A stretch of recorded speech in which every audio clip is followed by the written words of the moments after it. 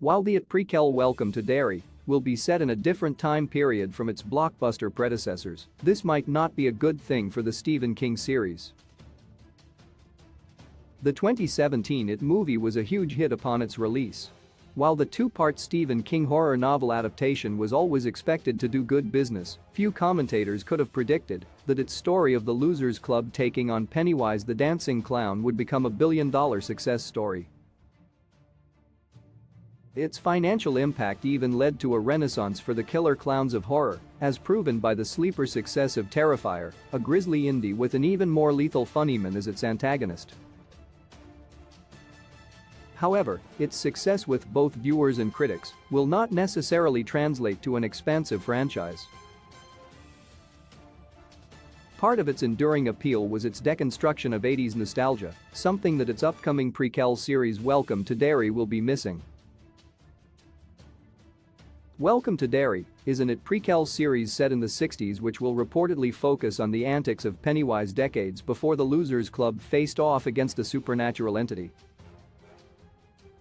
However, a big part of what made it so successful was its clever deconstruction of 80s nostalgia, something Welcome to Derry can't indulge in because of the franchise's timeline. While Welcome to Derry can explain its setting, whose vaguely defined curse was never properly elaborated upon in the movie adaptations, the show's 60s setting means that Welcome to Derry won't share the sharp, incisive cultural insight of the It movies. Where 2017's It and 1990's It miniseries depicted the 80s and the 50s as hotbeds of unacknowledged bigotry, Welcome to Derry will need to convince viewers that the 60s were a secretly dark decade despite the era's comparatively sunny reputation. White's 80s nostalgia succeeded much like the 1990 miniseries initially seemed to be nostalgic for the 50s, early scenes in its 2017 adaptation were nostalgic for the 80s. Like Stranger Things, it was filled with pop culture touchstones, needle drops, and gags about new kids on the block. Unlike Stranger Things, until later seasons at least, it was also full of homophobia, racism, and everything else that lay beneath the cheery veneer of the era and. As its story continued, the movie used Pennywise to critique nostalgia for the flawed decade.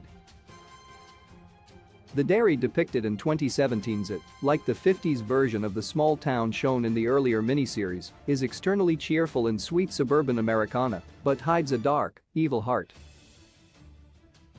The 50s, with its anti-communism, rigid post-war gender norms, and racial segregation, was depicted as a similarly two-faced era in the original It miniseries, with a sweet exterior masking a rotten core.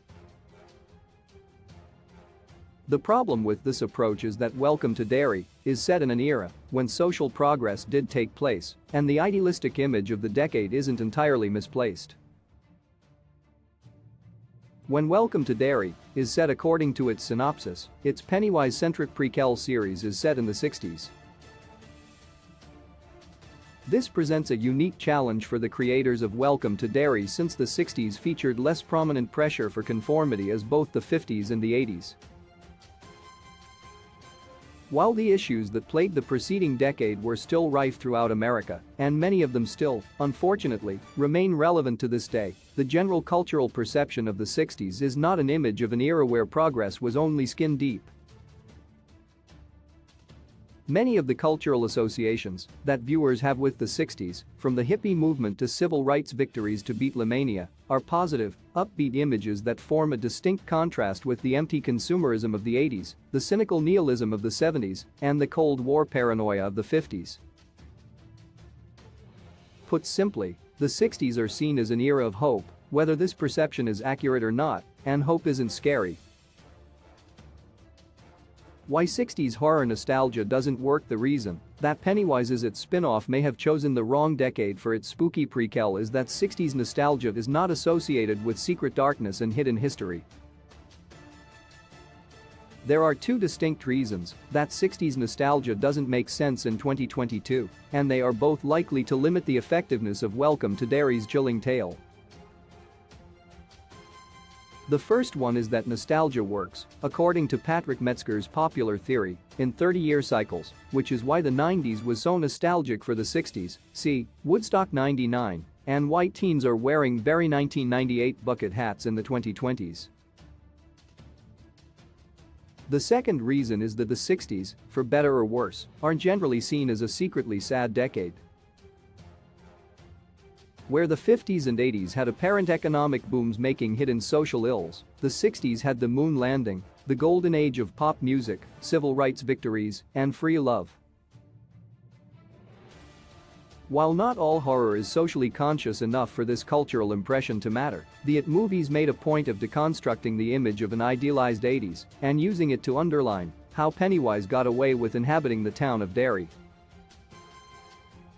Derry's willful decision to ignore the town's flaws mirrored pop culture's tendency to ignore the darker side of the 80s, with its rampant inequality, exploitation, and discrimination, and the It movies depicted this as a fatal error that allowed Pennywise to terrorize and kill with impunity. This might make it seem like depicting the seemingly idyllic 60s as a secretly dark decade would be entirely in line with the ethos of the It movies, but there is another problem underlying this idea. Why Welcome to Derry could be too dark if Derry was racist, homophobic, and misogynistic enough to let Al Marsh and Henry Bowers operate with impunity in the 80s. The place would have been a nightmare 20 years earlier. Stephen King's horror stories have never shied away from depicting the atrocity of real-life evil, but, for viewers who found it, Chapter 2's disturbing depiction of a gay man's murder too upsetting, Welcome to Derry's depiction of the 60s could easily become way too bleak very fast.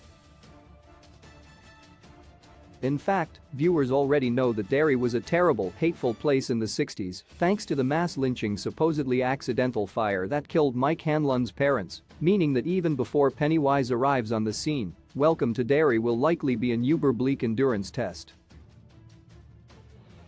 Thus, if the It prequel depicts the 60s as a swinging decade of groovy fun, the Stephen King prequel won't be scary, whereas if Welcome to Derry depicts the brutal realities of the decade's social environment, Pennywise could end up overshadowed by real-life horrors.